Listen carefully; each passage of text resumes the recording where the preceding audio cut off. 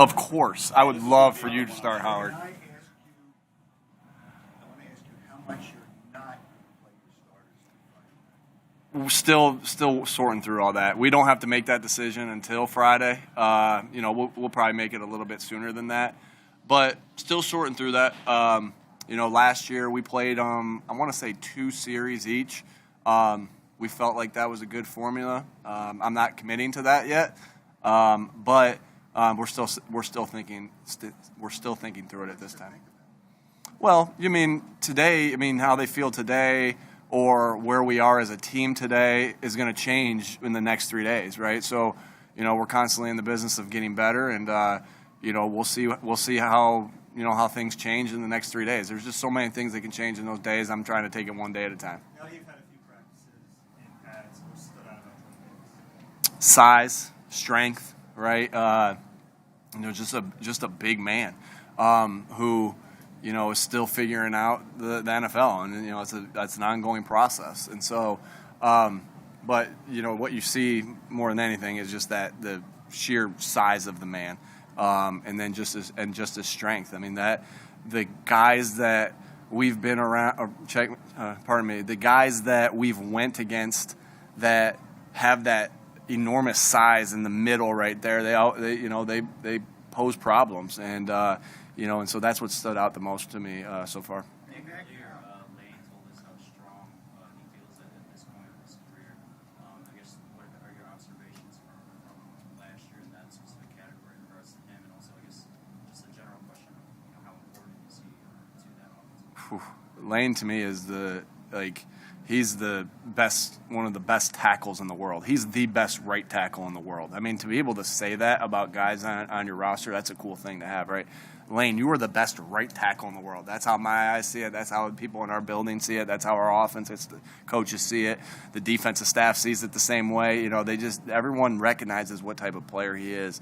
And to be able to have that with your tackle is just a huge advantage for an offense that, that Lane Johnson has it taken care of over on the right side. You don't have to help him out. You don't have to you don't have to give him extra help. He's one of the best tackles in the NFL. He's the best right tackle in my eyes in the NFL. And so that's a huge thing. And I just see him confident in himself and and playing at a very high level, with his confidence and his skill, and he should be confident in himself because he's a heck of a football player.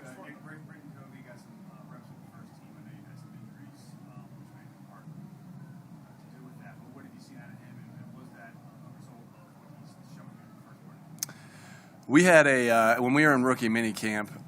Did you guys were at all of rookie mini camp? Just one. Oh, okay. Yeah, that's. But he made a move early on in rookie minicamp with some major quickness, and you saw his quickness. So that's what you see with him. He's really quick. He catches the ball well. And so and he's got great feel. He's got great feel of what what to do out there, and he's smart. He knows all the positions, and so he's had a good camp, and but I think what really sticks out with him, and I don't think it's going to be a secret to the rest of the NFL, is how quick he is, because everyone's going to see how quick he is, and everyone's going to see, and everyone's going to remember, the plays he made at Utah with his quickness. Hey, Nick, Dallas was talking yesterday or the day before about how much time he spent with Jalen, kind of off the field during the offseason, and just getting to know each other better. Do you see that translating to on-the-field chemistry, and what do you see from the two? Yeah, I always think that's, when you, that's one of the first things we talk about is, with our core values of connecting, when you know a guy, you're going to go a little extra harder for him. And even though there's going to be times where I'm going as hard as I physically can. I can't go any harder, right? But when you know a guy, there's a little something more that you have, and when you connect with a guy, there's a little something more that you have. And so that's a really important piece. And then add to it that they have to be on the same page, right, with where they are on the breaks and how they're running things and where Jalen's placing the ball and where he wants them to put the ball on this look or that look. And so, they need to have that chemistry even more. And so we look for that for our entire team to have. just because we know how important piece that is. And then obviously at that position, catching and throwing the ball, that you got to be. And I've seen it. Dallas, I think based off all our numbers, Dallas, is one of our leading target guys. I know you guys, Elliot, you do all the math on that, right? Where are you? There you go. All right. And so, yeah. So he's one of our main guys, right? And I don't think that's any secret. And the chemistry between the two looks great, and you can tell they've worked not just in the OTAs or not just in the training camp, but they've worked other places on that chemistry together. From the outside targets, we're talking Elliott, so let's talk targets. To the naked eye, it looks to us like AJ and Dallas get the ball a lot in practice, which makes sense because they're good players. But do you ever have to take a step back and say, okay, we have to look at some, so we can get them more involved just to evaluate? Sure, yeah. I mean, I think you're constantly trying to make the plays for your playmakers. Devontae's been out for a little bit, but he'd be in the high target mix as well. But we know that's how we like to play offense too, and so that's just something that's who the offense runs through. That's no secret. We run the offense through. Now we have 3 guys to really run the offense through, and we're excited about that. And so, but of course, you want to manufacture touches for all your guys so they build confidence and you can see them run plays. But does the coverage allow you to do that always? No. So we know how vital Quez Watkins is to this offense and the speed that he brings to this offense. And so that's been an emphasis the last couple of days in practice, make sure we're getting Quez going and seeing him with the ball in his hands. And I think we saw that the other day in practice. So, that's just the way the offense is run. And but the ball can take the coverage can take the ball to where it needs to go. And and I think Jalen's doing an awesome job at that of going where he needs to go with the ball based off the defense. What do you notice about the right side of the offensive line? Like, what have you noticed about the way Isaac is down into right guard, and then also Reeves comes in? Isaac broke down the team the other day, and we just all recognize it as coaches, and I know the players recognize it as well, that Isaac has worked extremely hard to get himself back in position to play football again. And he's always had that mentality. But for the year I've been here, the year and a half I've been here, you can always tell with Isaac of how hard he works. He works extremely hard. Isaac has high football IQ. And he can see things happen before they happen. He's got that center mentality. He's able to play center too, and so he has that mentality of knowing what to do and seeing everything. And he's been with Jason his whole career, right? And so he's just so high football IQ. He works so hard, and then you add on top his immense talent. Like, that's something that's great to have. Him and Lane working together over there on the right side, and so I wouldn't Isaac's played all over the line, the interior parts of the line is in his career here. So I didn't sense it be, and him and Lane have been together, right? This is, how many years have they been together? 7 years of working together in the same room. So, they're on the same page, and that's really important on the offensive line. So really been pleased over there on that right side. You were asked last season, Nick, about Jalen not throwing the ball over the middle a ton, and we've seen that a lot this camp, a lot to A.J. Brown, and it seems like that's where A.J. Brown has won in the past.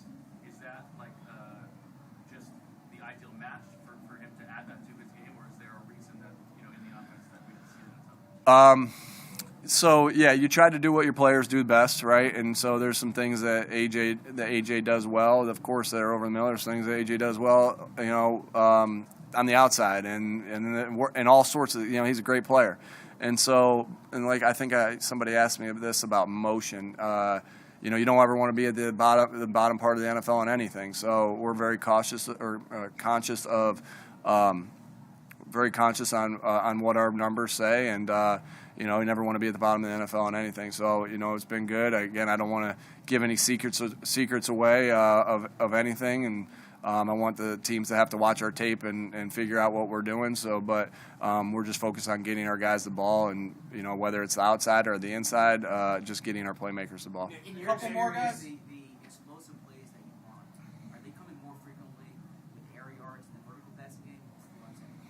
Yeah, both, and I think there was a year that we had 2 guys that led the NFL in plus 40-yard catches, and sometimes they were way over. It was Tyrell Williams. It was in San Diego. It was Tyrell Williams and Travis Benjamin, and I think they were 1-2. You guys can check me on that. But as I remember there, very, very, vividly that, some of them were posts, but a lot of them were on some of the crossing routes and, in the intermediate game, so some of them were on the third level, some of them were in the intermediate level, and a lot of them were on our shallow cross level. And so we know it's important to create explosive plays. If you're one-dimensional on how you create explosive plays, the defense is going to be able to stop that. So, we hope to be the same. I know we were pretty good in explosive plays last year, different ways, and they didn't always look the same, right? And so you want to be, to answer your question, you want to be good at all 3 levels. I think that we have been good at all 3 levels. There's a particular one that I want to get a little bit better. I'm not going to share that at this time, but there's a certain part of the game where I want to get even a little more explosive, and we're working to do that. One more, guys. With the way you guys build a roster, Hey, Mike. Hey, how are you? Good. How about you? Not every day anymore, huh? Yeah, not every day. We miss you, man. Yeah, whatever. All right, Mike. Mike, I miss you, man. All right. So after this question, maybe not so much. We're seeing a lot of guys in the USFL, from the USFL get signed. Obviously, you guys signed Lance with the no stone unturned kind of mentality. I was just curious, how much did you pay attention to that league during the spring, and why do you think there are so many guys getting signed off that spring? Because I think it's I don't know how I'm supposed to answer a question about another league. I think it's football. I'm a football junkie, so I'm watching football, right? And Lance has done a good job when he's gotten in here. And I had a couple friends that was work. Todd Haley was a head coach for the Tampa Bay team, so I wanted to follow him. And it's spring and college basketball is over, and I had to watch something, right? So. But no, it's cool. It's cool to see that. We have an intern in that just got here the other day, Dontrell Inman, who is a big time playmaker for us with the Chargers, and one of my favorite guys that I've coached. And he's looking to transition into coaching now that his career's over. And he was one of the smarter guys I've been around, so I wanted to bring him in and give him a chance, very similar to what we did with Eddie Royal last year. And the reason I bring up Dontrell is Dontrell was a guy, like I said, made plenty of plays for us. One year, I think he had 816 yards. I don't know why I remember that. So 816 yards for us in 2016, and it was one of his. He ran so many good routes that we still show today. Again, like I said, the reason I bring it up, we got him from Canada, right? And so there was a connection there, and he ended up signing with the Chargers. And his first preseason game, and he's in a battle. It's his 3rd year as a pro. He's in a battle for a roster spot, and he catches a long go ball for a touchdown against the Cowboys. And we're like, whoa, we got something here, right? And so, we'll take a look at good players from anywhere, right? And so, excited to have Lance, and I'm excited for the guys from the USFL that have landed on teams, and because that's good for the NFL. All right, thanks, folks. Thanks, guys. 10.